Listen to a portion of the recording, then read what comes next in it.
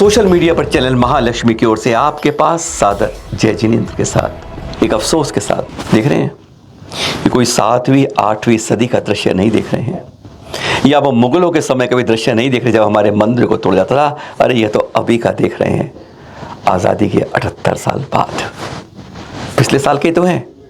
और अफसोस की बात है कोई दूसरा नहीं तोड़ रहा, कोई दुश्मन नहीं तोड़ रहा आपके मंदिरों को, ये हम अपने ही पैरों पर अपने आप ही तोड़ रहे हैं। और वह भी मध्य प्रदेश के बुंदेलखंड के क्षेत्र के अंदर नयापुरा की बात हो रही है, मुख्यमंत्री के जहां पर निवास है वहीं की। आज हम इतने डरपोक कायर हैं कि आज राजनीति के चापलूसी करते करते उनके दबाव में आके अपने ही धर्म की अस्मिता को उजाड़ने में ये दृश्य इसलिए दिखा रहे हैं आज, क्योंकि आज हमें केवल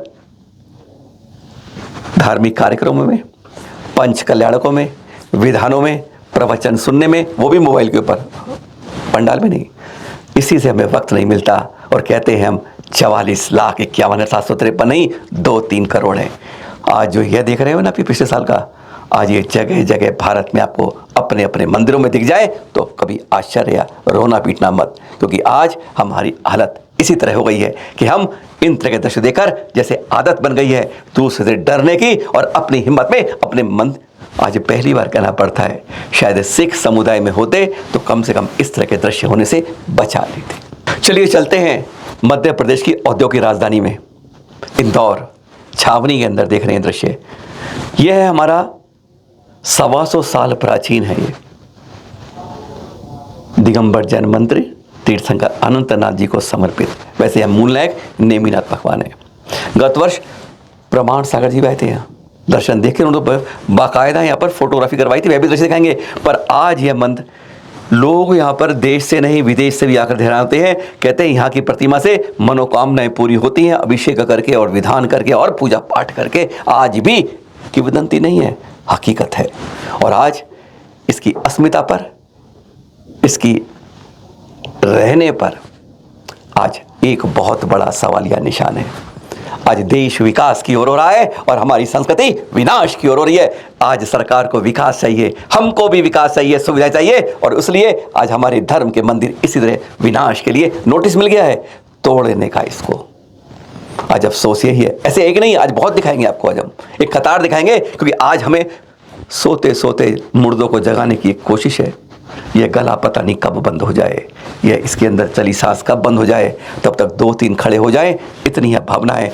मंदिरों को बचाने की आवाज़ देते देते कई बार अब गला भी बंद होने लगता है। देख रहे हैं आप, ये जब गुरुवार प्रमाण सागर जी चतुर्मासा पिछली बार ना, तो ऐसे दर्शन करने आए थे, वह दृश्य भी आज हमने संजो के रखे हुए हैं। पर हमें यह नहीं मालूम था कि इन संजो के रखने के पीछे कल यह होगा कि आज हमें आपको जगाने के लिए, इस मंदिर के वर्चस्व को, स्थिति को बचाने के लिए आपको ये चित्र दिखाने पड़ेंगे। जब बाकायदा उन्होंने आकर हतप्रभ थे गुरुवार, और उन्होंने बाकायदा इसकी फुटेज वीडियो करवाए और जगह जगह भिजवाए जागरूकता के लिए। 20 फुट इस मंदिर को हटा लीजिए, देख रहे हैं लोग यहाँ पर आरती कर रहे हैं, भक्ति कर रहे हैं, श्रद्धा कर रहे हैं, भगवान से भगवान को बचाने की एक आस कर रहे हैं। क्योंकि आज जैनों में दम नहीं है, जैन कायरपन आज शेर का मुख लगा के जैसे गीदड़ हम घूम रहे हैं। हकीकत है, आज हमारे गिरेबान में जाके तो आज हकीकत हमारी केवल इतनी ही है। नेताओं की चापलूसी करना, मंच पे लाके माइल बनाना और उनके गुणगान करना, और अपने तीर्थों को उस सौंदर्य कार्य के कारण आज इसका विध्वंसीकरण की कगार पर है। आस भगवान से ही है कि तेरी प्रतिमा को तू ही बचाने आएगा, क्योंकि हमारे पास कोई इस नैया का खिवैया नजर नहीं आएगा। सूरज की जैसी चमक पिछले शुक्रवार को खत्म हुई थी, तब यह मीटिंग इस मंदिर में हुई थी। क्योंकि आज मेरे पड़ोसी के घर में मैं नहीं जाऊंगा, बस इसी तरह यहाँ के स्थानीय लोगों ने, इस मंदिर से जुड़े लोगों ने मीटिंग करी, जोश दिखाया कि हम 1 इंच भी जगह नहीं देंगे। पर वास्तव में यही अगर वादा रहे तो नयापुरा का, उज्जैन का मंदिर नहीं उजड़ता। ज्ञान स्थली के बाद ऐसी बात नहीं होती, विले पार्ले का मंदिर नहीं गिरता, शालीमार बाग दिल्ली के अंदर द्वार नहीं टूटता। अगर इतना ही जज्बा बोलने से बाद हमारा ऐसा हो जाए। विश्वास तो जताया है, पर इसमें से कोई जैन और कोई कहीं से नहीं आया है। आज यही है, पड़ोसी की आग लगते हुए हम देख सकते हैं, पर उसमें एक बूंदी पानी की नहीं डाल सकते हैं। उम्मीद रखी है कि हम 1 इंच भी जमीन नहीं जाने देंगे, मंदिर को नहीं टूटने देंगे, और यह जलवा जो इनका है वह पूरे देश को 40 नहीं बोलते, जब 2-3 करोड़ हो रहे हैं हम, तो वह दिखाएं यहाँ पर अपने जलवे को। आज एक नहीं 4-5 दिखाएंगे आपको। आज दर्द है जीवन में, इसलिए बताएंगे। ये देख रहे हो आप, ये अनंतनाथ जी का 125 प्राचीन मंदिर जो इंदौर के छावनी के अंदर है, खतरे के निशान पर। सौंदर्यीकरण के बाद भू माफिया कब्जे पर आ गए। एक और इंदौर का दिखा रहे हैं आपको, ये स्थानक के अंदर जो दान करके बना, इतना प्राचीन है, पत्थर का बना हुआ। देख रहे हैं फोटो, एक फोटो है आपको दिखाने के लिए। स्थानक है, जैनों की बात कर रहे हैं, ना इसमें ना दिगंबर की, ना श्वेतांबर की, ना 13 पंथी की, ना 20 पंथी की, ना मूर्ति पूजक की, ना स्थानक वासी की। अरे अब दिल्ली के राजेंद्र नगर की बात नहीं हो रही, जो पहचान बनी हुई है सब संप्रदाय की, ये है। भू माफियों ने इसकी जगह पर कब्जा कर रखा है, कोई बचाने वाला नहीं है। सोचते हैं बच जाए। हाँ, अब आचार्य गुप्तीनंदी जी जो HND पुणे की बात कर रहे थे ना, कहते हैं हमारे अंदर अगर कोई जान फूकने वाले हैं तो वही हैं। उनसे जानकारी मिली, उन्होंने कह दिया है मैंने आमरण अनशन के बारे में टालने की बात की थी, ख़त्म करने की नहीं। क्या मुझे 1-2 दिन में फिर करना पड़ेगा, सुना देते हैं आपको। और उन्होंने ये भी कहा आचार्य गुरदानंद जी वरूर से चल चुके हैं, और अगर ऐसा तब तक रहा तो वह मुख्यमंत्री आवास के सामने आमरण अनशन में बैठ जाएंगे। सुनिए जरा एक बार क्या कहा, बचाओ अपनी जमीन। ऐसी ना एक जमीन हम बता दें, दिल्ली में, पूर्वी दिल्ली के अंदर करोड़ों की एक जगह हमारी कब्जे में और है। हमने उनसे बात की जिनकी है, उन्हें कान पड़े कहा भाई हमारे समाज में मत पूछो, हम नहीं बचाने वाले, हमें अपना घर देखना है, अपने बच्चे देखने हैं, उन्हें मौत के मुंह में नहीं डालना है। क्या कहा गुप्तीनंद जी आचार्य जी ने, सुनिए जरा। ऐसा ना होवे कि मुझे वापस अहिल्यानगर जाना पड़े और वहाँ पर आंदोलन मोर्चा करना पड़े, ऐसी स्थिति ना बने। इसलिए आप राजा हैं तो प्रजा की सुव्यवस्था, प्रजा का न्याय करना आपके हाथ में है। तो आप उस पर तुरंत एक्शन कीजिए और CM साहब से बात कीजिए, तुम इस पर निर्णय लेकर के समाज में शांति सुव्यवस्था को बनाए रखिए। ऐसा मैं आपको विशेष रूप से आह्वान करता हूँ और आशीर्वाद। ऐसा अहिल्यानगर में भी हुआ है। अहिल्यानगर में जैन श्राविका ने जैन समाज के लिए, मंदिर के लिए, स्थानक के लिए, गुरु भवन के लिए उन्होंने जमीन दान की थी, और उस पर बहुत समय से गैर व्यवहार चल रहा है। पता चला है कि कुछ भूमाफिया ने उस पर कब्जा किया हुआ है, तो ये नहीं होना चाहिए। मैं अहिल्यानगर के माननीय सांसद, वहाँ के विधायक, वहाँ के नगराध्यक्ष, वहाँ के जिलाधीश जो भी हैं, जिलाध्यक्ष हैं, उनको आह्वान करना चाहूँगा। साथ में ये महाराष्ट्र का विषय, तो महाराष्ट्र के CM को मैं आह्वान करना चाहूँगा कि वे इस पर तुरंत हस्तक्षेप करें और समाज के साथ किस प्रकार का अन्याय ना हो और समाज पूरा एकत्र हो, अहिल्यानगर का समाज पूरा एकत्र होकर के अपने धर्म की रक्षा के लिए, जनाधार की रक्षा के लिए आप आगे आइए। लेकिन किसी के साथ में शोषण ही मत कीजिए, किसी के साथ में अन्याय भी नहीं होना चाहिए। हमारी लड़ाई किसी व्यक्ति से नहीं है, किसी धर्म से नहीं, किसी जाति से हमारी लड़ाई नहीं है, पर जो अन्याय हो रहा है, अत्याचार हो रहा है, भ्रष्टाचार हो रहा है, उससे हमारी लड़ाई है। तो समाज उसके खिलाफ आगे आए और अपने अधिकारों की रक्षा करे। यहाँ पर मोहनलाल जी शर्मा की सरकार चल रही है और इंदौर में नगर सौंदर्यीकरण के नाम पर 125 साल पुराने भगवान अनंतनाथ के मंदिर को, जो कि अकेला मंदिर नहीं है बल्कि जहाँ पर सामाजिक शैक्षणिक अनेक कार्य किए जाते हैं, और जैनों के लिए नहीं, जन जन के लिए वहाँ पर गरीब भोजनालय चलाया जाता है, प्याऊ वहाँ पर चलती है, ऐसे सामाजिक कार्य यहाँ पर होते हैं। ऐसे इंदौर के मंदिर को तोड़ने का नोटिस यदि वहाँ पर आया है तो ये गलत है, मैं इसका निषेध करता हूँ। मैं कैलाश विजयवर्गीय जी को आह्वान करना चाहता हूँ, जो इंदौर के एक अच्छे नेता हैं, हमारे परम भक्त हैं। मैं मोहन जी शर्मा जी को आह्वान करना चाहूँगा, आप परम भक्त हैं, जैन समाज आपके साथ में रहता है और इंदौर के सौंदर्यीकरण में जैन समाज का बहुत बड़ा योगदान भी है। यदि रोड चौड़ा करने से नगर का सौंदर्य बढ़ता है तो ध्यान रखें कि मंदिर से हमारी आत्मा का सौंदर्य बढ़ता है। इसलिए इंदौर के मंदिर को किस प्रकार से हाथ न लगाया जाए, इंदौर का समाज सजग हो, सज्ज हो, पूरा तैयार हो और जाकर वहाँ के CM से, वहाँ के विधायक, वहाँ के सांसद से बात करें। नहीं होता हो मैं आपके साथ में हर जगह खड़ा हूँ, आप अपनी ओर से पूरी रक्षा करने के लिए आगे आवे। और आज ये पंढरपुर 400 साल प्राचीन मंदिर में 750 साल प्राचीन है पारसनाथ दिगंबर जैन मंदिर है। सौंदर्यीकरण के नाम पे जैन धर्म की, वो दिखाया था ना, वो जैन के अंदर दिखाया था, भी सबसे पहले दिखाया था आपको। मंदिर बच गए, मस्जिद बच गए, जहाँ बीच में मंदिर थे वो नहीं तोड़े गए, उसके पास सौंदर्य के चौराहे बन गए। और हमारे इस पर भी निशाना है, जहाँ जो हेरिटेज में दर्ज होना चाहिए 750 साल प्राचीन की प्रतिमा है, जिसमें 400 साल प्राचीन मंदिर है। इस इलाके में ऐसा प्राचीन कोई मंदिर नहीं है। नोटिस थमा दिया गया है कि तोड़ना है, क्योंकि सड़कों को चौड़ा करना है। आज सड़कों को चौड़ा करने में दिलों को संकीर्ण करके किस तरह धर्म पर आज चोट की जाती है, आज़ाद भारत के अंदर वह साफ या नजर आती है। देख रहे हैं आप। इस बारे में क्या कहा आचार्य श्री गुप्ती नंदी ने, सुनेंगे एक बार, सुनिए जरा। पंढरपुर जो कि सामाजिक समरसता, सामाजिक एकता का एक विशेष केंद्र है, समाज का प्रेम जहाँ पर है, कहीं कोई प्रकार का दंगा फसाद झगड़ा वहाँ पर नहीं होता है, लेकिन वहाँ आज पंढरपुर में नगर सौंदर्यीकरण के नाम पर वहाँ करीब करीब 750 साल पुरानी जहाँ जिन प्रतिमा विराजमान है और मंदिर तकरीबन 350-400 वर्ष पुराना है, ऐसे मंदिर को तोड़ने का नोटिस आया है, ऐसे सुनने में हमारे आया हुआ है। तो ये बिल्कुल नहीं होना चाहिए। मंदिर की सुरक्षा शासन प्रशासन की व्यवस्था उनकी जिम्मेदारी है कि जो हिस्टोरिकल है, ऐतिहासिक मंदिर है, इतना प्राचीन मंदिर है जहां पर आचार्य शांतसागर महाराज का चतुर्मास हुआ है, अनेक साधु संत जाते आते रहते हैं, ऐसे स्थान पर चाहे वो धर्मशाला हो, चाहे त्यागी भवन हो, चाहे मंदिर हो, किसी भी चीज को हाथ न लगाया जाए और बल्कि सरकार उस कॉरिडोर को उसी हिस्से के अंदर मंदिर का कुछ रूप बनाकर अच्छा सुंदर उसको रूप में उसको रिनोवेट करें, अच्छे से रूप से प्राकृतिक रूप में, जो ऐतिहासिक रूप में उसके धरोहर की रक्षा करते हुए उसको कॉरिडोर का अंग बना करके एक सामाजिक समरसता का परिचय दे, ऐसा मैं आह्वान करना चाहूंगा। वो क्या नाम है, वो तो आपको याद हो गया, उसको HND हॉस्टल पुणे का, आपको तो याद हो गया नाम ना, सबको याद हो गया। एक साधु ने जो आवाज उठाई थी, पर ये नहीं है, वो एक ही थी, यह जीव प्रभा ट्रस्ट, ये भी पुणे में ही है। 33,700 वर्ग फीट के अंदर लगभग वही ट्रस्टी हैं, बस लिस्ट दिखाएंगे आपको। आज ये भी मई में सब कुछ सौदा हो गया, लगभग 30 से 40 करोड़ की प्रॉपर्टी है। आज हमारे अंदर ही कैसे कैसे लोग हैं, नकाब के अंदर बहरूपिये बैठे हुए हैं और कहा गया यहाँ कमाई नहीं हो रही है। लड़कियों का हॉस्टल बनाया गया है कि लड़कियां जो बाहर से आती हैं, पढ़ने आती हैं सॉफ्टवेयर में, यहाँ पे सॉफ्टवेयर IIT के बारे में बहुत बड़ा हब है पुणे का, वो कैसे व्यवस्था मिलेगी, तो उनके लिए हॉस्टल बनवाने की जगह दी गई थी। लेकिन कोई चिंता नहीं है कि लड़कियां नहीं आती हैं, उतना दोष है इसके अंदर, वास्तु दोष है। क्या बात है, आंखें खुलती हैं कब इनकी, जब नोट की मशीन सामने छपने को दिखती है। देखा ना वो दिल्ली का राजेंद्र नगर का, गनीमत है, बच गई बात। आवाज़ पहले उठा लोगे तो बच जाएगा, बस इसी अंदर आज यही दुहाई है कि यह भी आज बिकने को तैयार।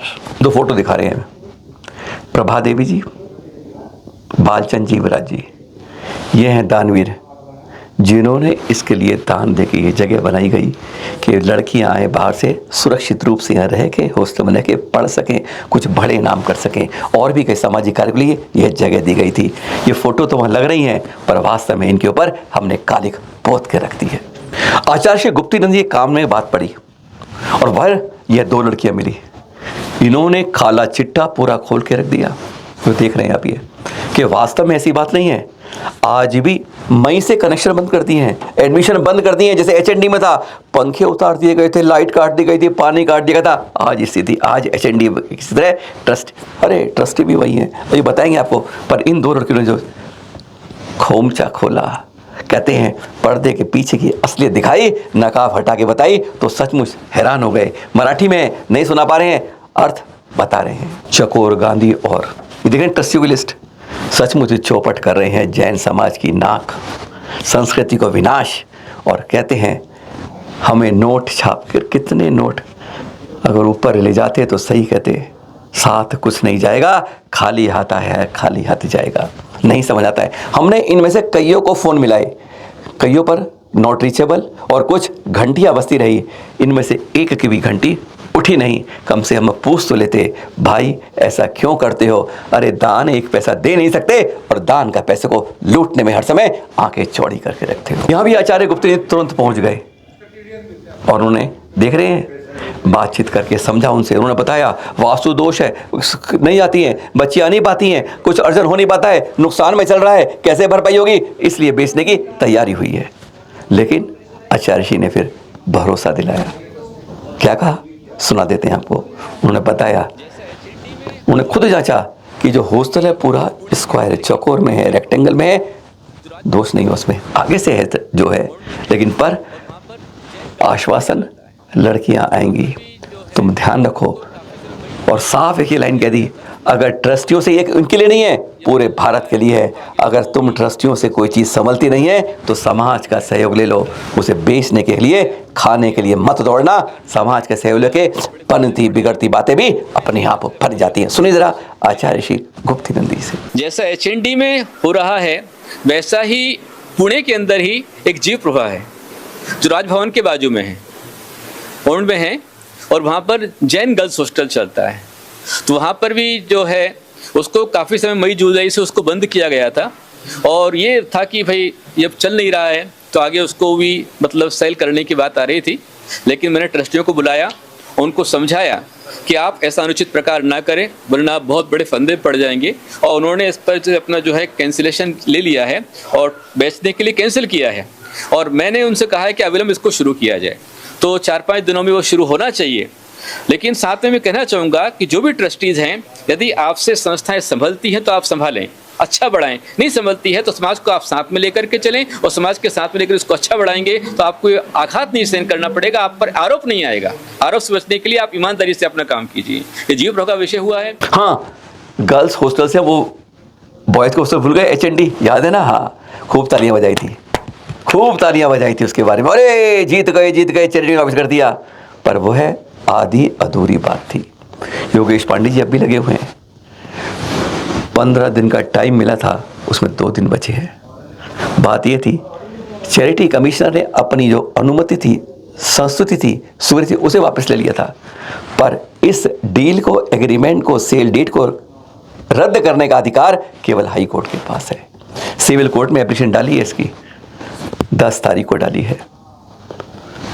गुरुओं ने साफ कह दिया है, हमारे पास 2 दिन और हैं, मत भूल जाना।